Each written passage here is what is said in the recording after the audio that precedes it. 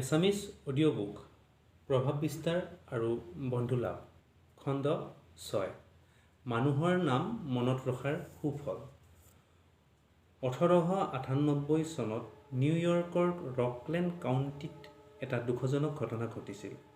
Gym ফাৰ্লি নামৰ মানুহ এজনে তেওঁৰ ঘোঁৰাটোক বাহিৰলৈ ফুৰাবলৈ লৈ গৈছিল। বৰফ পৰি ৰাস্তাটো পিছল হৈ আছিল। আবহাৱাও বেছ ঠাণ্ডা আছিল। ঘোঁৰাটোক কেইবাদিনো বাহিৰলৈ অনা হোৱা নাছিল। সেয়ে বাহিৰলৈ ওলাই আহি আনন্দত জঁপিয়াবলৈ ধৰিলে আৰু যেনি তেনি লঠিয়াবলৈ ধৰিলে। তেনেতে এবাৰ ঘোঁৰাটোৰ লাঠি লাগি জিম ফাৰ্লিৰ থিতাতে মৃত্যু হয়। জিমে এৰি থৈ যায় 3টি পুত্ৰ সন্তান আৰু তেওঁৰ পত্নীক, লগতে মাত্ৰ কেইশমান ডলাৰৰ বীমাপত্ৰ। তেতিয়া তেওঁৰ ডাঙৰ ল'ৰা বিল ফাৰ্লিৰ বয়স হৈছিল মাত্ৰ 10 বছৰ। পিতৃহীন বিল বাধ্য হৈ ইটা বনোৱা ফেক্টৰী এটাত কামত সোমায়। তাৰ কাম আছিল মাটি মথাৰ পৰা আৰম্ভ কৰি ইটা বনোৱা আৰু সেইবোৰ ৰ'দত শুকোৱালৈকে। বিলে পঢ়া শুনা কৰাৰ কোনো সুযোগেই পোৱা নাছিল, কিন্তু তাৰ আইৰিছ সুলভ ভদ্ৰ ব্যৱহাৰে তাক সকলোৰে প্ৰিয় পাত্ৰত পৰিণত কৰিছিল। পৰৱৰ্তী জীৱনত বিলে ৰাজনীতিত সোমাইছিল। বিলৰ মাজত এটা অপাৰ্থিৱ ক্ষমতা আছিল, সি হ'ল মানুহৰ নাম মনত ৰখা। তেওঁ জীৱনত স্কুললৈ যোৱাৰ সুযোগেই পোৱা নাছিল। তথাপি তেওঁৰ 46 বছৰৰ ভিতৰতে 4খন বিশ্ববিদ্যালয়ে তেওঁক সন্মানীয় ডক্টৰেট ডিগ্ৰী প্ৰদান কৰিছিল। তদুপৰি তেওঁ ডেম'ক্ৰেটিক নেশ্যনেল কমিটিৰ চেয়াৰমেন আৰু মাৰ্কিন যুক্তৰাষ্ট্ৰৰ পোষ্টমাষ্টাৰ জেনেৰেল পদত অধিষ্ঠিত হৈছিল। এবাৰ মই বিল ফাৰ্লিৰ এটা সাক্ষাৎকাৰ গ্ৰহণ কৰিছিলোঁ। তেতিয়া তেওঁক মই সুধিছিলোঁ, তেওঁৰ সাফল্যৰ গোপন ৰহস্যনো কি? উত্তৰত তেওঁ কৈছিল, কঠিন পৰিশ্ৰম। তেতিয়া মই তেওঁক কৈছিলোঁ যে সেইটো তেওঁৰ সাফল্যৰ প্ৰধান কাৰণ কেতিয়াও নহয়। তেওঁৰ সাফল্যৰ কাৰণ আন কিবাহে। মোৰ কথা শুনি তেওঁ মোক ঘূৰাই প্ৰশ্ন কৰিছিল, তেওঁৰ সাফল্যৰ গোপন ৰহস্যনো কি বুলি ভাবোঁ? উত্তৰত মই কৈছিলোঁ, মই ভাবোঁ আপুনি 200জন মানুহৰ নাম মুখস্থ মাতিব পাৰে। সেয়াই আপোনাৰ সাফল্যৰ গোপন ৰহস্য। মোৰ উত্তৰ শুনি এটা মৃদু হাঁহি মাৰি তেওঁ কৈছিল, আপোনাৰ হিচাপটো অলপমান ভুল হ'ল। আচলতে মই আপুনি কোৱা সংখ্যাতকৈ বহু বেছি মানুহৰ নাম মুখস্থ মাতিব পাৰোঁ। বিল ফাৰ্লিৰ এই ক্ষমতাৰ বাবে ফ্ৰেংকলিন ডি ৰুজভেল্ট হোৱাইট হাউচত প্ৰৱেশ কৰিব পাৰিছিল। বিল ফাৰ্লি যেতিয়া জিপছাম কোম্পানীৰ চাকৰিত সোমাইছিল, তেতিয়া তেওঁৰ প্ৰধান কাম আছিল মানুহৰ নাম মনত ৰখা। তেওঁ লগ পোৱা প্ৰতিজন মানুহৰে সম্পূৰ্ণ নাম, ঠিকনা, ঘৰত আৰু কোন কোন আছে, তেওঁৰ জীৱিকানো কি, তেওঁৰ ৰাজনৈতিক মতবাদেই বা কি ইত্যাদি সকলোবোৰ কথা খৰচি মাৰি জানি লৈছিল। সেইবোৰ তেওঁ আৰু জীৱনত কেতিয়াও নাপাহৰিছিল। এইটোৱেই আছিল তেওঁৰ অলৌকিক ক্ষমতা। বিল ফাৰ্লিৰ এই ক্ষমতাৰ বাবে ৰুজভেল্টে তেওঁৰ নিৰ্বাচনৰ সময়ত ফাৰ্লিক তেওঁৰ প্ৰচাৰৰ কামত নিয়োগ কৰিছিল, আৰু ফাৰ্লিয়ে তেওঁৰ সেই অলৌকিক ক্ষমতা প্ৰয়োগ কৰি ৰুজভেল্টক নিৰ্বাচনত জয় কৰিছিল। ৰুজভেল্টে ফাৰ্লিৰ সহায় নোপোৱা হ'লে হয়তো আমেৰিকাৰ ৰাষ্ট্ৰপতি হ'ব নোৱাৰিলেহেঁতেন। জীৱনৰ আৰম্ভণিতে বিল ফাৰ্লিয়ে আৱিষ্কাৰ কৰিছিল যে মানুহে পৃথিৱীৰ সকলো নামতকৈ নিজৰ নামটো বেছি ভাল পায়। কোনো মানুহক তেওঁৰ শুদ্ধ নামেৰে মাতিলে তেওঁ সুখী হয়, আৰু কাৰোবাৰ নাম যদি আপুনি কেনেবাকৈ ভুলকৈ মাতে, তেনেহ'লে লক্ষ্য কৰিব তেওঁ বিতুষ্ট হয়। তেওঁ ধৰি লয় যে তেওঁক আপুনি বিশেষ গুৰুত্ব নিদিয়ে, সেয়ে তেওঁৰ নামটো শুদ্ধকৈ মাতিব পৰা নাই। এই ধাৰণাই মানুহজনক আপোনাৰ পৰা আঁতৰাই নিব। এইটো জনসংযোগৰ ক্ষেত্ৰত এটা মাৰাত্মক কথা। এণ্ড্ৰু কাৰ্নেগীক তীখা সম্ৰাট বুলি অভিহিত কৰা হৈছিল, কিন্তু মিষ্টাৰ কাৰ্নেগীয়ে তীখা তৈয়াৰ কৰা পদ্ধতি সম্পৰ্কে খুব কম কথাই জানিছিল। তেওঁৰ কোম্পানীত কাম কৰিছিল হেজাৰ হেজাৰ কৰ্মীয়ে।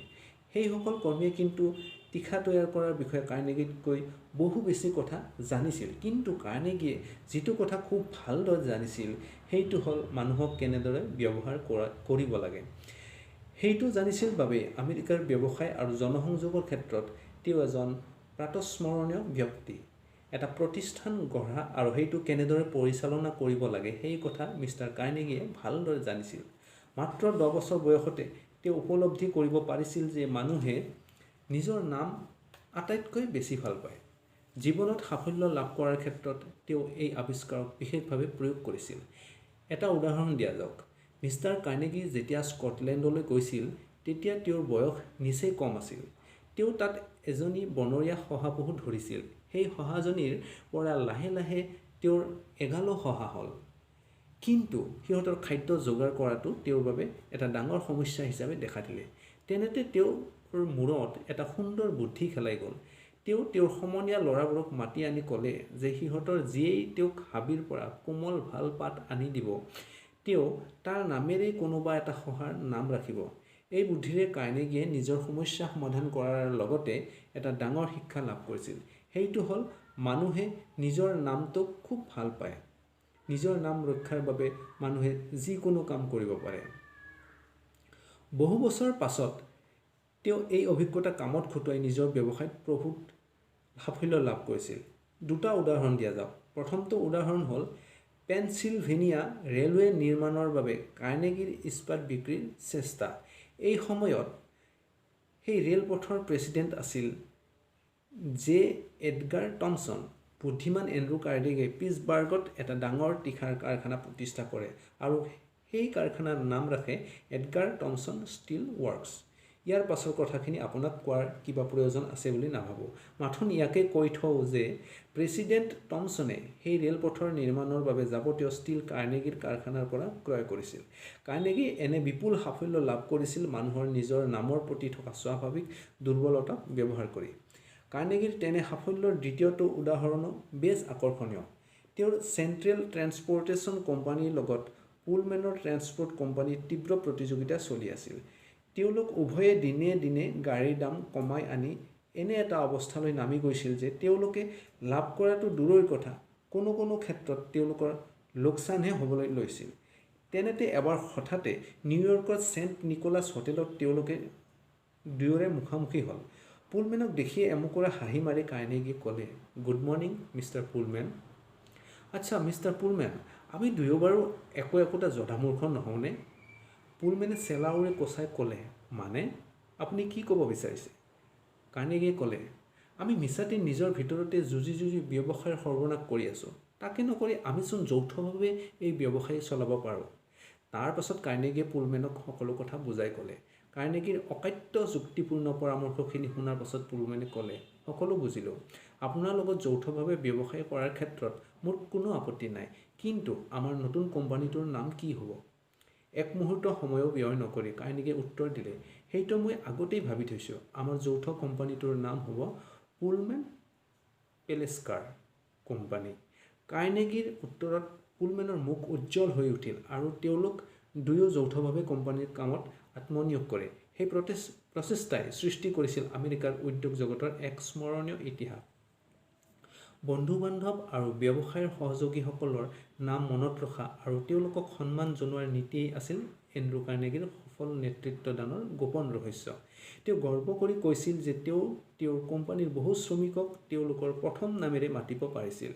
তেওঁ বেছ গৰ্ব কৰি কৈছিল যে তেওঁ ব্যক্তিগতভাৱে যিমান দিন কোম্পানীৰ দায়িত্বত আছিল, সিমান দিনলৈকে তেওঁৰ ইস্পাত কোম্পানীত এবাৰো ধৰ্মঘট হোৱা নাছিল। পেডেৰুস্কিয়ে তেওঁৰ নিগ্ৰো ৰান্ধনীজনক সকলো সময়তে মিষ্টাৰ কপাৰ বুলি সম্বোধন কৰিছিল।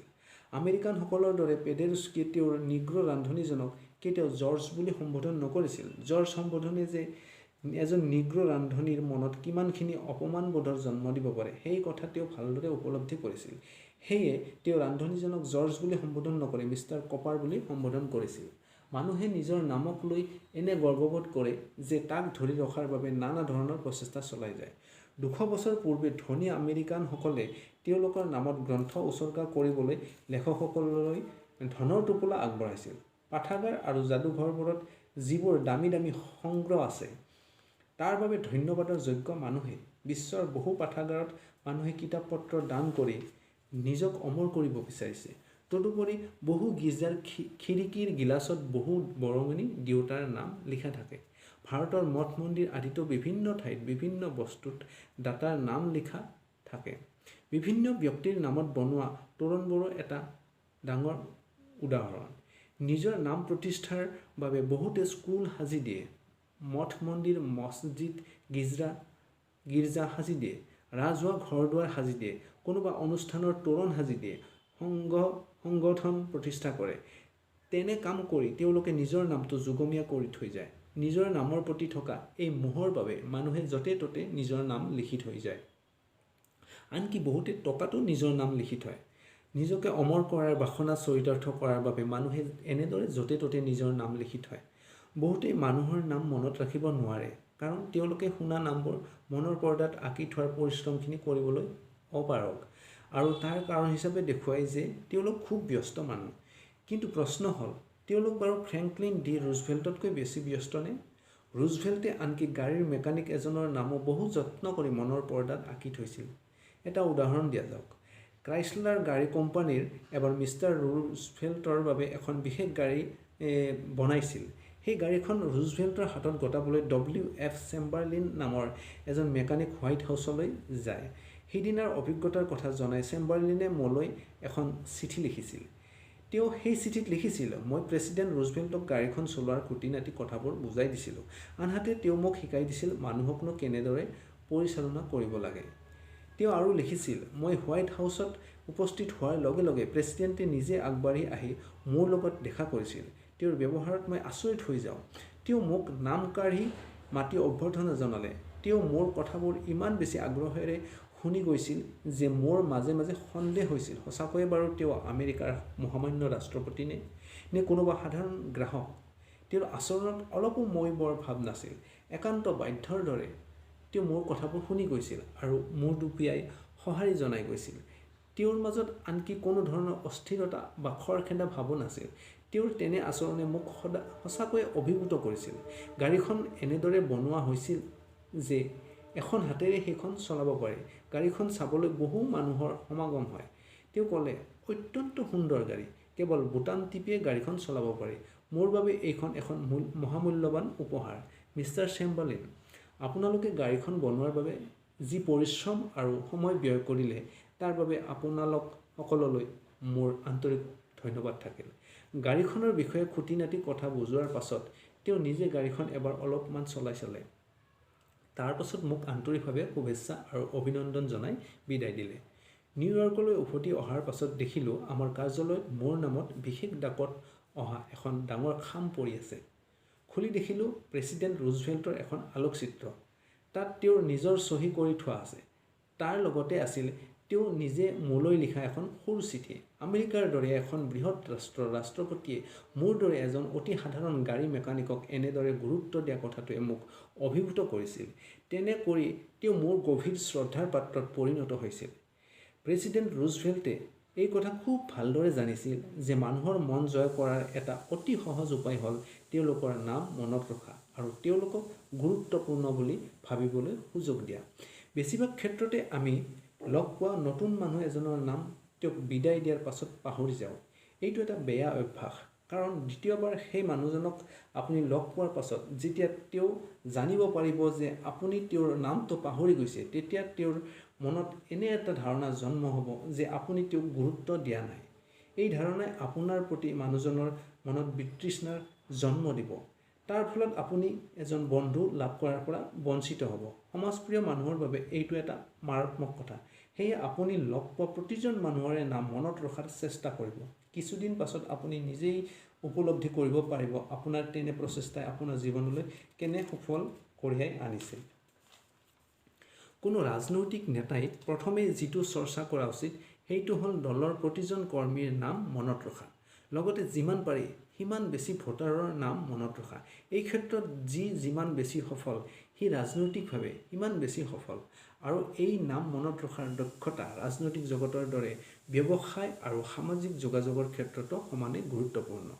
নেপোলিয়ন বনাপাৰ্টৰ ভতিজা ফ্ৰান্সৰ সম্ৰাট তৃতীয় নেপোলিয়নে বেছ গৰ্ব কৰি কৈছিল যে তেওঁ ৰাজকৰ্মৰ ব্যস্ততা স্বত্তেও নতুনকৈ লগ পোৱা প্ৰতিজন মানুহৰে নাম মনত ৰাখিছিল। এতিয়া প্ৰশ্ন হ'ল এই কাম তেওঁ কেনেদৰে কৰিছিল? তেওঁৰ বাবে সেইটো তেনেই সহজ কাম আছিল। নতুন মানুহজনৰ নামটো ভালদৰে নুশুনিলে তেওঁ কৈছিল, ক্ষমা কৰিব, আপোনাৰ নামটো ভালদৰে শুনা নাপালোঁ, অনুগ্ৰহ কৰি আকৌ এবাৰ ক'বনে? তাৰ পাছত মানুহজনৰ নামটো যদি অলপমান নতুন ধৰণৰ হয় তেনেহ'লে তেওঁ কৈছিল, আপোনাৰ নামৰ বানানটো এবাৰ ক'বনে? এজন নতুন মানুহজনৰ লগত কথা পাতোতে তেওঁ মানুহজনৰ নামটো কেইবাবাৰো উচ্চাৰণ কৰিছিল যাতে সেই নামটো তেওঁ সদায় মনত ৰাখিব পাৰে।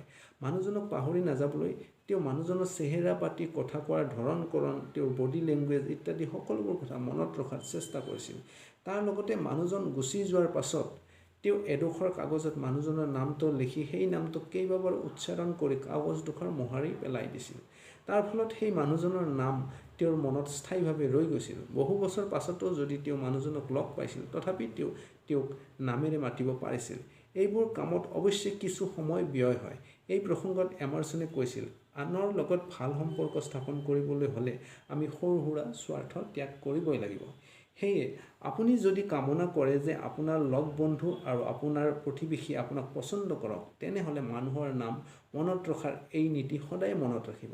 প্ৰতিজন মানুহৰ বাবে তেওঁৰ নিজৰ নামটোৱেই হ'ল আটাইতকৈ ভাল আৰু সুন্দৰ নাম। সেয়ে আনৰ মন জয় কৰিব বিচাৰিলে আপুনি লগ পোৱা প্ৰতিজন মানুহৰে নাম মনত ৰখাৰ চেষ্টা কৰক। ধন্যবাদ।